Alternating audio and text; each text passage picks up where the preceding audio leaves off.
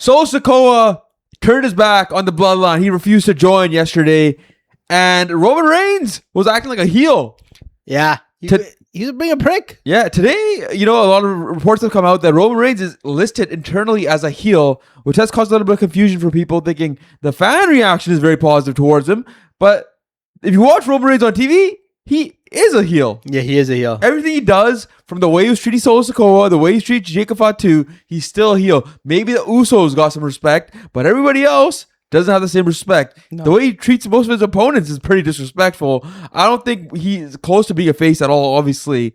So I think he is still a heel. Even though last year, people were saying, yeah, he's kind of a good guy. He's teaming up with CM Punk. He's teaming up with Cody Rhodes, doing all this stuff. But he's actually still a heel, no matter what. I think once he gets back into the Bloodline, he's always that heel, right? Yeah. He's trying to get the power.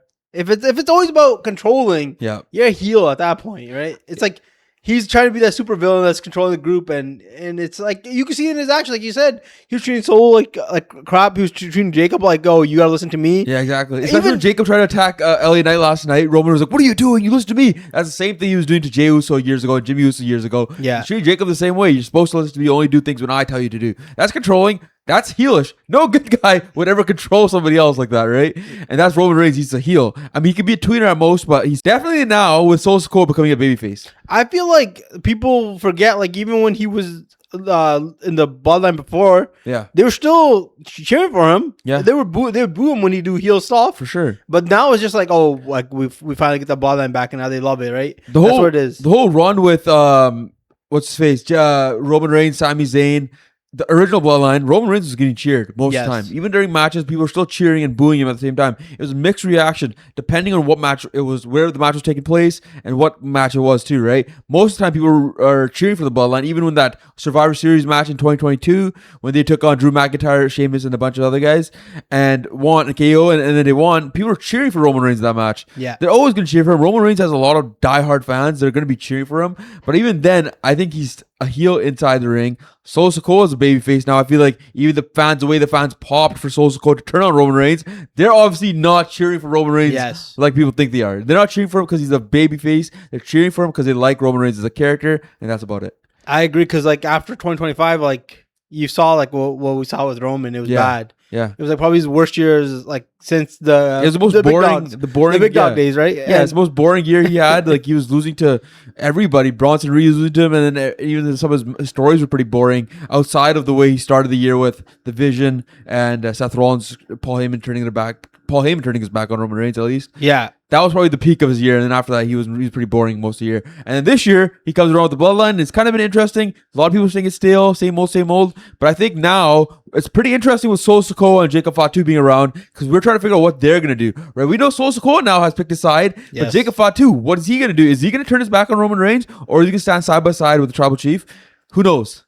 Because right now he just seems like a lapdog, and Roman tells him you can't do anything. He just stands in the corner not doing anything, right? Yeah. And it's just kind of funny because like you could tell like he wants to smash the shit out of Roman Reigns, but he can't. I did like that spot where at the end, Solo starts attacking the Usos, and Jacob just stands there, and then at the same time they've also showed like Jacob's frustrated that the Usos are getting respect and he's not. Yeah. They're made men. He's not. He's like, done all this for Roman Reigns. I've been Roman Reigns' shooter for the longest time, for like a few months at least. But I'm not getting any respect. I'm being kind of a lapdog. They're trying to domesticate me. And he sees Solo kind of saying, no, I'm not going to be anybody's lapdog. I'm going to do my own thing. And I feel like that's going to help Jacob's character a lot more in the next few months. Hopefully we get that before the end of the year. Maybe Jacob helps Solo win a title, or maybe LA Knight win a title. That'd be something sick. Cool like that. Yeah.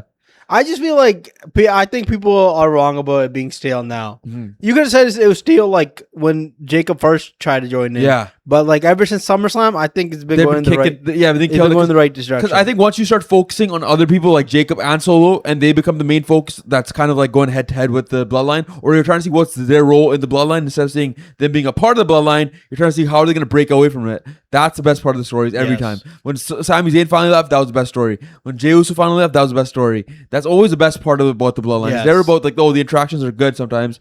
But that was back in 2022, 23 when the interactions were good. Now I feel like it's a little stale. We don't really need to see those interactions anymore. We want to see like the group fighting more. Exactly. We want to see internal beef. Yes. Another thing I want to talk about is in NXT, my boy Grayson Waller has made the jump And I'm a huge fan of Grayson Waller. I was always a fan of his mic skills, and I think now he's showing off more than ever. Especially with this promo he cut off on Zillafat, too, speaking of the Bloodline. Telling him he should just go acknowledge these nuts on Skips Tuesdays. Go to Monday Night Raw, carry Jacob's bags like he used to pretty much on the Indies. And I mean, this guy has been cooking since he started his NXT run. I kind of feel like, I don't know how Triple H missed him on the mic. Like this guy is a killer on the mic. He's so Every good. single time he cuts a promo, it's always great. And he just lets the people, like, he tells it how it is. Yeah. And he's not wrong. He wasn't wrong when he first came and cut that promo on the NXT male roster. Yeah. And he's not wrong about them. Even after the whole CM Punk thing, like, he's not wrong about them either. His first run, he caught my eye right away when I think he had a match with Carmelo Hayes. I saw him wrestling. I'm like, oh, this guy's entertaining in terms of his in-ring ability. His finisher was always great. The rolling stunner he would do. Yeah.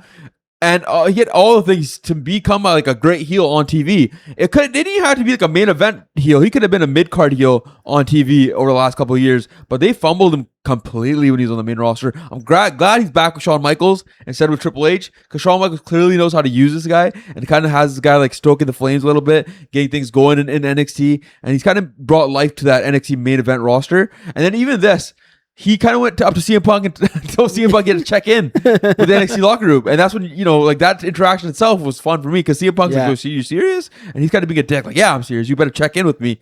This guy should have had a better run in the main roster, is all I'm saying. I agree. Grayson Waller is probably the definition of like Triple H can't handle these NXT superstars coming in, and he fumbles them right away. It's weird to me because when Vince McMahon was running things and Triple H was running NXT, Vince McMahon was fumbling NXT talent. Yes. You'd think Triple H would look at everything Vince was doing and be like, "Oh, I gotta be better than Vince at this." Because that's the one thing Vince was terrible at, was all the NXT wrestlers who'd come up outside of like Kevin Owens and the Shield. Even Sami Zayn was fumbled, but Kevin Owens and the Shield were used pretty well by Vince. But outside of that, Shinsuke Nakamura was fumbled. Bobby Roode never was the same. Samoa Joe was okay. He could have probably won a few more titles. There's so much talent that Vince kind of fumbled outside. Even the women's division, he did pretty good with the women's division, I will say that. But he's had a lot of fumbled acts. Even the Johnny Gargano, he was huge with NXT. Finn Balor came back up and he fumbled again. Yeah. Even Adam Cole was fumbled by Vince. He was trying to make him into a manager. Keith Lee became the Bearcat. All these wrestlers, Triple H was just not. I'm surprised he doesn't see what Vince was failing at and be like, "Hey, we gotta use these guys that Sean is building up and actually push them into the right spot." Like, it's easy to hit a home run on Braun Breaker and Obafemi, but all the other guys, like the fact that you're fumbling on Ilya Dragunov, where the hell has he been? It's been like 7 months. And in classic WWE style, it's always they don't get it. It's because they don't understand. It's never the WWE's fault of poor booking or not putting these people in the right spot where they can succeed. If you can't have a guy like Grayson Waller succeed on your roster based on his mic skills and the way he can kind of piss an audience off, you're failing miserably. Exactly. You have so many. You could easily come up with ideas for this guy. He's not that hard to book. It's so easy. I feel like he could have been the Intercontinental title, but he could have been an Intercontinental champ by now at least. He could have. He should have been at this point. Money in the Bank is close by too. And I saw this crazy tweet too on IWC. Hear me out. Danhausen wins the Money in the Bank, only to be disappointed. No human monies are in it. He hands the case to LA Knight, the person beside him.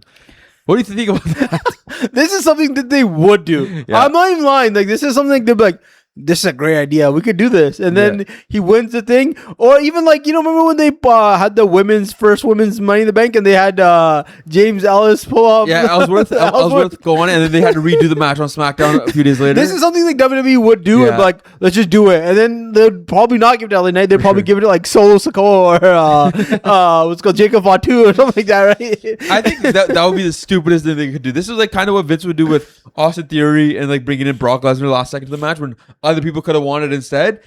Danhausen winning is just stupid. It's like, why not have them go up and grab it themselves? Yes. It's okay if he's in the match and he grabs the suitcase and actually uses it. Okay, then I guess that's a good move. Not really, but anybody else. I mean, LA Knight deserves it at this point. They've been building towards it every year with him getting close to briefcase and not winning it. But I feel like at the same time, he might be in the match against Roman Reigns on Money in the Bank. Maybe somebody else they decide to do it, but I think it's regardless. I kind of I just hate that Danhausen needs to relax a little bit, right? Yeah. Let's just chill on Danhausen for a little bit. They've done a good job in the last few weeks of not putting him on TV. He's been an ad break guy again. I feel like he was fun but now he's getting too much TV time. And I mean, finally cooled off a bit back off a bit. You know, let other guys get the TV time in. Danhausen doesn't need it that bad. He doesn't. They've been cooking since SummerSlam. They're gonna keep on cooking because my boy Bronson Reed is looking deadly now. Our cousin, our big brother Bronson Reed has looked deadly recently.